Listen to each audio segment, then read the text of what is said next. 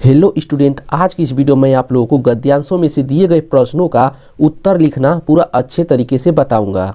ये class 10th के लिए बोर्ड एग्जाम के लिए बहुत इंपॉर्टेंट है, इसीलिए आप लोग इस वीडियो को पूरा जरूर देखिएगा। ये 2023 में जरूर आएगा। देखिए प्रश्न इस प्रकार से पूछा जाता है। देखिए इस तरह प्रश्न है, निम्नांकित गद्यांशों में से किसी एक के नीचे दिए गए प्रश्नों के उत्तर दीजिए। तो ये प्रश्न जो पूछा जाएगा ये 3 प्रश्न रहेगा, वो 6 नंबर का, टोटल 6 नंबर का रहेगा।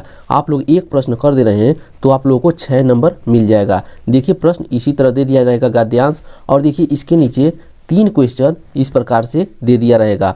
और देखिए इस गद्यांश में क्या लिखा हुआ है, सबसे पहले इसको आप लोग ध्यान से पढ़िएगा, उसके बाद आप लोगों को अच्छे से समझ में आ जाएगा। तो चलिए इसको पढ़ते हैं। देखिए लिखा है इसमें, भिन्न भिन्न धर्मों के मानने वाले भी जो सारी दुनिया के सभी देशों में बसे हुए हैं, यहाँ भी थोड़ी बहुत संख्या में पाए जाते हैं। और जिस तरह यहाँ की बोलियों की गिनती आसान नहीं, उसी तरह यहाँ भिन्न भिन्न धर्मों के संप्रदायों की भी गिनती नहीं आसान है। इन विभिन्नताओं को देखकर अगर अपरिचित आदमी घबरा कर कह उठे कि यह एक देश नहीं अनेक देशों का एक समूह है, यह एक जाति नहीं अनेक जातियों का समूह है, तो इस आश्चर्य की बात है। देखिए गद्यांश तो पढ़ लिए, अब देखिए यहाँ पर नीचे प्रश्न क्या पूछा गया है। तो देखिए पहला प्रश्न पूछा गया है, उपर्युक्त गद्यांश का संदर्भ लिखिए। मतलब इसका संदर्भ लिखना है, और संदर्भ में ये जो लिखा हुआ है गद्यांश, इसको देखना रहेगा कि किस चैप्टर का है और इसके लेखक कौन है। तो अगर आप लोग अच्छे से क्लास किए रहेंगे, पढ़े रहेंगे, तो इसको पढ़ेंगे तो आप लोगों को पता चल जाएगा ये किस चैप्टर से है और इसके लेखक कौन है। तो चलिए मैं इसको पूरा डिटेल तरीके से बताता हूँ। तो बोर्ड एग्जाम में आप लोग इस प्रकार से लिखिएगा। मतलब जैसे मान लीजिए ये प्रश्न नंबर 3 है, मान लीजिए प्रश्न नंबर 3 है, तो यहाँ पर लिखिएगा प्रश्न संख्या 3। यहाँ पर प्रश्न संख्या 3 बीच में लिखकर इस तरह अंडरलाइन कर दीजिएगा। फिर उसके बाद यहाँ पर लिखिएगा, पहले प्रश्न का उत्तर लिखना है संदर्भ, तो यहाँ पर 1 लिख दीजिएगा। मतलब पहले का उत्तर आप लोग लिख रहे हैं, और यहाँ पर उत्तर लिख दीजिएगा, मतलब पहले का उत्तर, इस तरह हेडिंग डाल दीजिएगा। फिर उसके बाद इसका संदर्भ लिखना है। तो संदर्भ लिखने के लिए देखिए यहाँ पर ये जो गद्यांश दिया रहता है, उस गद्यांश का शुरू का 2-3 वर्ड और लास्ट का 2-3 वर्ड लिख लीजिएगा। इस प्रकार से लिखिएगा। जैसे देखिए यहाँ पर भिन्न भिन्न लिखा है, तो यहाँ पर लिख देंगे भिन्न भिन्न धर्मों। अब इस तरह डाट डाट डाट डाट करके अब लास्ट वाला लिख लीजिएगा। देखिए की बात नहीं, तो इसका यहाँ पर लिख दीजिएगा की बात नहीं, इस तरह खींच दीजिएगा। फिर उसके बाद यहाँ पर देखिए संदर्भ इसका लिखना है, तो यहाँ पर हेडिंग डालिएगा संदर्भ,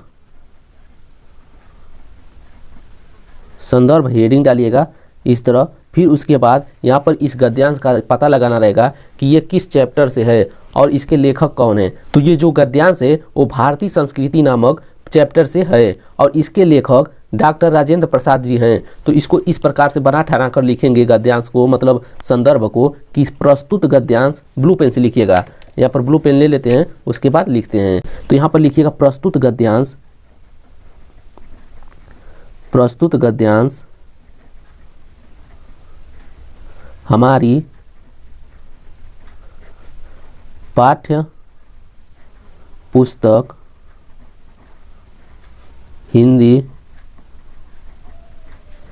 के, अब यहाँ पर चैप्टर का नाम लिख दीजिएगा। चैप्टर का नाम है भारतीय संस्कृति। इस तरह इसको इन कामा में बंद कर दीजिएगा और इस तरह अंडरलाइन कर दीजिएगा ताकि अच्छे से अच्छा लगे। नामक पाठ से लिया गया है। इतना हो गया। अब लिखेंगे जिसके लेखक डॉक्टर राजेंद्र प्रसाद,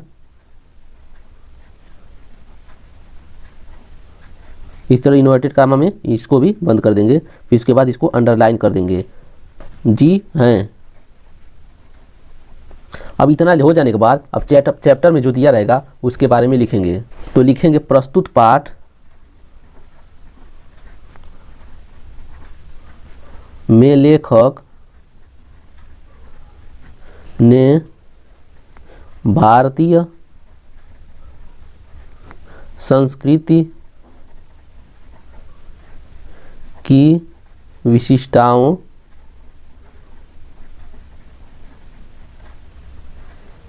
को रेखांकित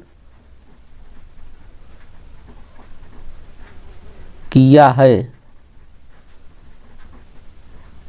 देखिए पहला क्वेश्चन हो गया, आप लोगों को 2 नंबर मिल जाएगा। इस तरह लिखिएगा, प्रस्तुत गद्यांश हमारी पाठ्य पुस्तक हिंदी के भारतीय संस्कृति नामक पाठ से लिया गया है, जिसके लेखक डॉक्टर राजेंद्र प्रसाद जी हैं। प्रस्तुत पाठ में लेखक ने भारतीय संस्कृति की विशिष्टताओं को रेखांकित किया है। इतना अगर आप लोग लिख दे रहे हैं तो आप लोगों को 2 नंबर जरूर मिल जाएगा। अब देखिए क्वेश्चन नंबर 2 क्या पूछा गया है। तो यहाँ पर देखिए क्वेश्चन नंबर 2 में पूछा गया है, गद्यांश के रेखांकित अंश की व्याख्या कीजिए। मतलब यहाँ पर देखिए गद्यांश में जो अंडरलाइनिंग जितना दूर तक किया गया है उसका व्याख्या करना है, मतलब अर्थ लिखना है, इसका अर्थ क्या होगा। तो चलिए अब दूसरे का भी आंसर लिखते हैं। तो दूसरे का आंसर लिखने के लिए यहाँ पर हेडिंग डालेंगे, दूसरा नंबर डालेंगे ब्लैक पेन से।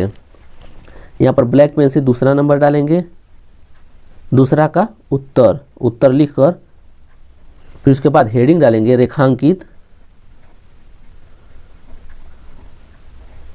अंश की व्याख्या।